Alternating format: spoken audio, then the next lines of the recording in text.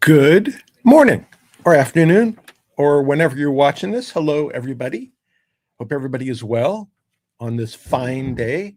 Hello to all the people out there that are here this morning. I appreciate that. I wanted to say greetings to Mr. StreamYard. Hope you guys get that joke by now.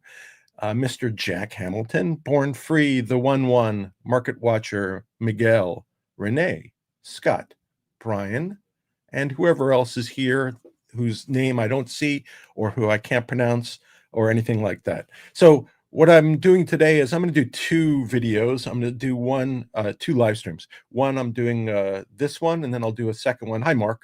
I'll do a second one later on. And Boogie, is it Boogie on or Bogey on? I can't tell. Is that a golf or some other reference? Good morning to everybody.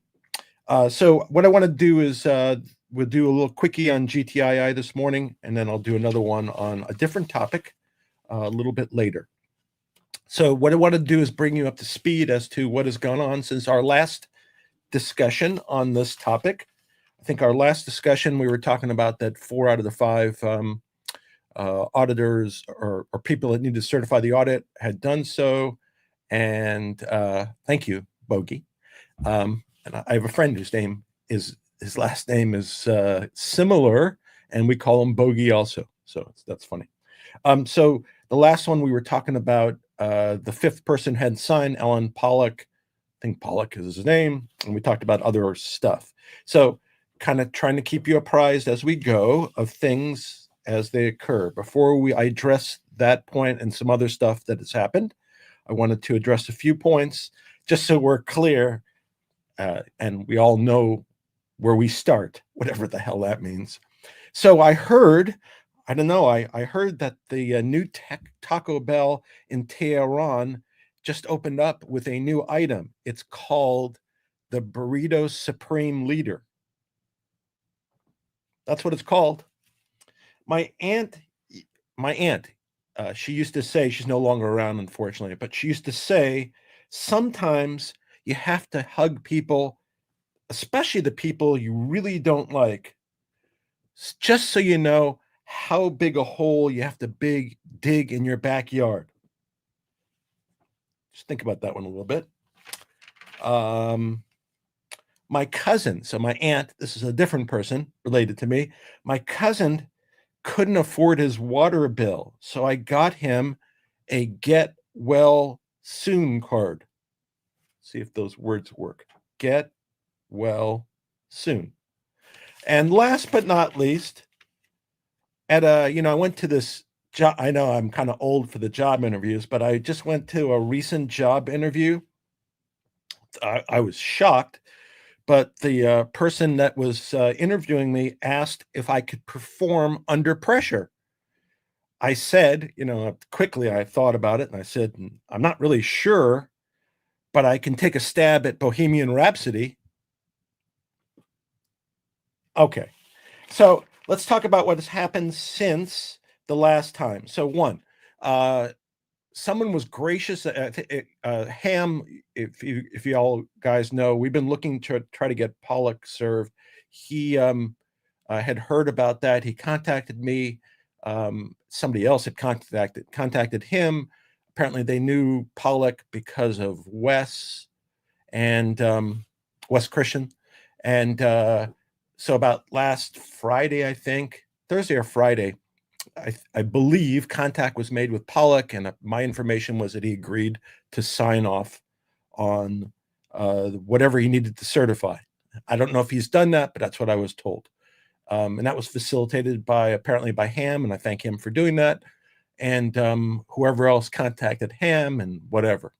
I then contacted the Receivers Council, and I've mentioned this before. This is just the way it is. The Receivers Council and I just don't get along. Unfortunately, that's just the way it is. Doesn't make it pleasant, but it is what it is.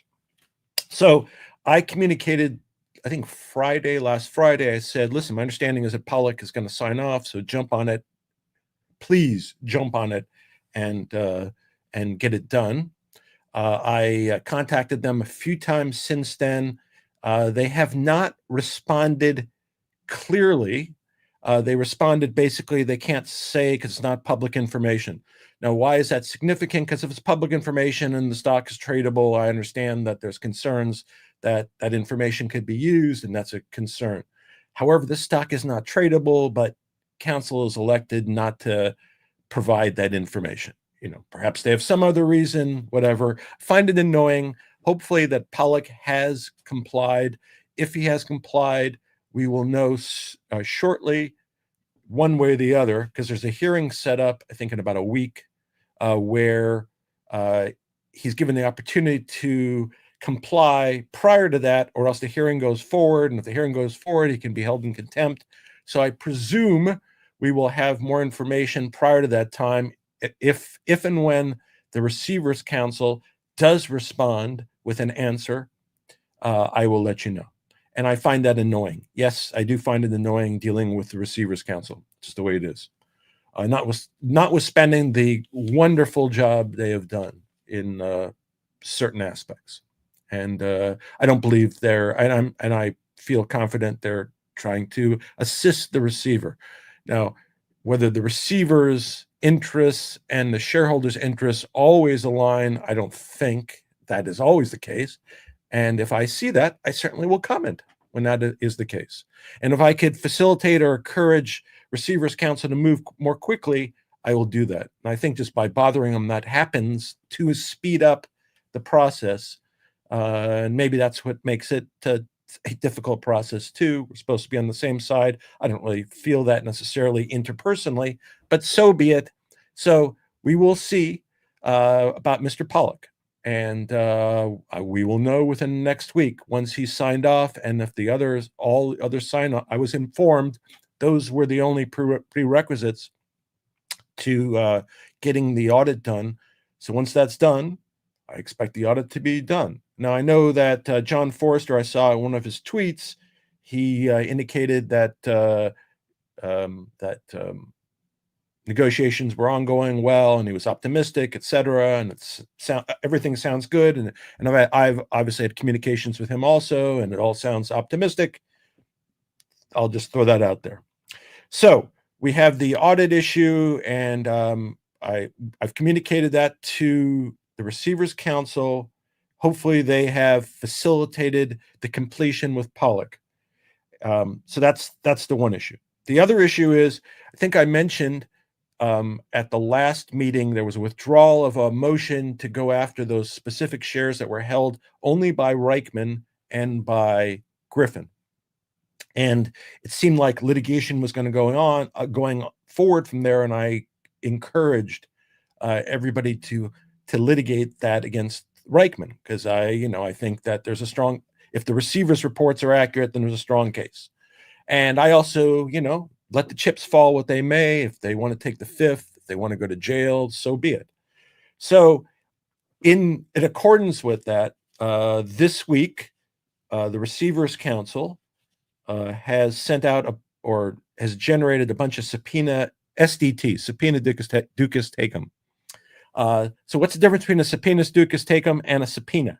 So a subpoena generally requires the attendance of somebody or a party, and a subpoena ducis tecum, which is, of course, Latin, we all know that, requires the production of certain documents, not the appearance of a person.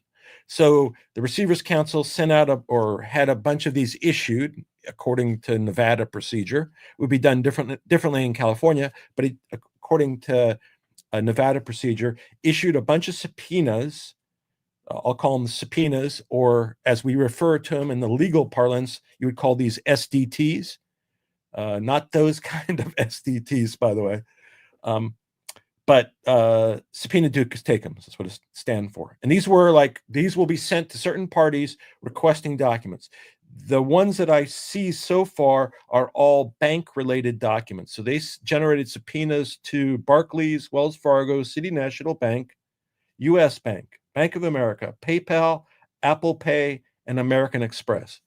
And these are requesting statements, wires, canceled checks, communications, etc., involving GTII and transactions involving monies that were transmitted during certain periods of time involving these institutions, involving, I think David Reichman was mentioned, Dustin Reichman was mentioned, a bunch of entities were mentioned. 8 separate subpoenas were sent out. The way it's sent out, the other party will get them. They'll be served. They will have an opportunity to respond and object or produce documents. The subpoenas, as I read them, called for a production by July 23rd of 25. So if they produce the documents by that date, they don't have to actually physically go to Nevada and do a production. So most likely there may be some the parties whose documents are requested. So let's say I have a bank account and somebody wants to get access to my bank documents and they issue a subpoena. That subpoena comes to me, whose documents they belong to, and I have an opportunity to object also. So there may be objections filed. The request could be limited. I looked at a couple of the subpoenas, and there probably were, on one, there were 80 individual requests, and on another one, there were 90 individual requests. So they may comply with all of them. They may comply with some of them. They may object to some of them. They may produce documents. I presume there may be additional subpoenas that are issued. And I think they're trying to establish, this is my guess, because they haven't told me, but I think they're trying to establish that some of the transactions that occurred with these institutions may not have been strictly for the benefit of GTII. Wow, that's a earth-shattering thought, but I think that's what the thought process is. So we should know, or the counsel for the receiver should know by July 23rd what documents they're going to get, if they're going to get documents, if they have to litigate those, etc., what objections have been stated. And prior to that date, we also should get more information about the audit completion. So that is the update. So what goes on now is the litigation involving the recapture of shares and monies is going forward. That may result in mediation. Mediation, I think I've mentioned this before, but just to repeat, there's 2 types of things. There's mediation, there's arbitration, just kind of the way the general public would understand it. So arbitration is where you actually have a person acting like a judge. A mediation is where you actually have a person acting as a negotiator. They're trying to get the parties together, but no one is required to do that. In an arbitration, there will be some kind of final result. In a mediation, not necessarily. Again, I'm skeptical of a mediation. I'd prefer if they just hammered these guys, especially Reichman, and let the chips fall where they may. The fact that they sent out subpoenas is a good first step. I encourage them to continue with that, take the depositions of all the relevant parties, certainly the main parties being, I mean, the first person I would start with would be David Reichman. I would set up his deposition, and again, I'd force him, if he's going to do it, to take the fifth or to make up nonsense under penalty of perjury, one or the other, or to testify truthfully under penalty of perjury, whatever he would so choose to do. But based upon the receiver's reports, and all these videos are based in part upon the receiver's reports and the stuff that he got, I would be taking an aggressive stand. So there's a question from Market Watcher, and I think this was asked of John Forster. Can GTII reactivate before the merger? It could, theoretically, but I think people think that it'd be more likely, or it would be less problematic if there was a business in already. So I think once it's active, once the audit's done and it does all the filings it needs, that technically it probably could be reactivated technically, but I think, and so it might be, but I think the odds are that it would be better if there was a real company merged into it. I think that's what the AI-versity thing is at this point in time. That's at least the thought process. So hopefully that answers that question. It could happen, but we don't know. The receiver won't respond, by the way. The receiver won't respond because if the receiver is represented by counsel, you're supposed to go through, at least me, I'm supposed to go through counsel. So I don't talk directly with the receiver. Shareholders, that's up to you. And to the extent you reach out to the receiver, do it in a nice, gentlemanly or gentlewomanly manner. You could ask whatever questions you have, but do it in a professional manner and nice, so we don't create any strain between any shareholders and the receiver. But I can't directly contact the receiver. Well, I can theoretically, but I try to do it through his counsel. I try to do it in that manner. And I know that the receiver sees this and hears it anyway, so he's gonna get the same information. But for any of shareholder who wants to reach out to either the receiver or the receiver's counselor, they can try to be brief and try to be succinct and professional, and they will more likely consider your request. So, quick summary. Audit, we'll find more about Pollock, apparently that he's agreed to sign. The subpoenas have gone out to get bank records with regard to expenditures made by certain parties, which I think is going to end up going to ultimately, and again, I don't know this for certain, but ultimately this will go towards cancellation, I think, of shares, to the extent that expenditures and monies were paid, and perhaps there's irregularities and shenanigans that went on. Eventually, I think this might result in the cancellation of shares, which we'll have to see, or other remedies. We shall see. So 1 week has passed. Seems to be some progress in terms of the audit, and subpoenas have gone out towards the litigation against the parties. And that's it. I'll keep you apprised as we go. If there's stuff that goes on next week, that's great. I think the next thing we'll find out is about Pollock, maybe other stuff, but next thing is Pollock. Keep you apprised, and that's it. If you have questions, comments, concerns afterwards, after you see this silly video, please put it in there and I will respond. Appreciate your attention. Share, comment, like. Hi, Lee. Hi, John, by the way. Jason. How do you pronounce that? Topo Chico. Topo Chico. Is that it? Topo Chico? I like that name. Anyway, and Deborah, and Muscaf, and Lee. And hi, John. Anyway, for all you out there, thank you for watching. And if you have comments, please let me know, and I'll keep you apprised. I'm going to do another live stream in about an hour, at least that's my plan at this point in time, involving a different topic in different things. So if you care to watch that, let me know. Anyway, otherwise, have a great day. Be well, take care of yourself, and so long.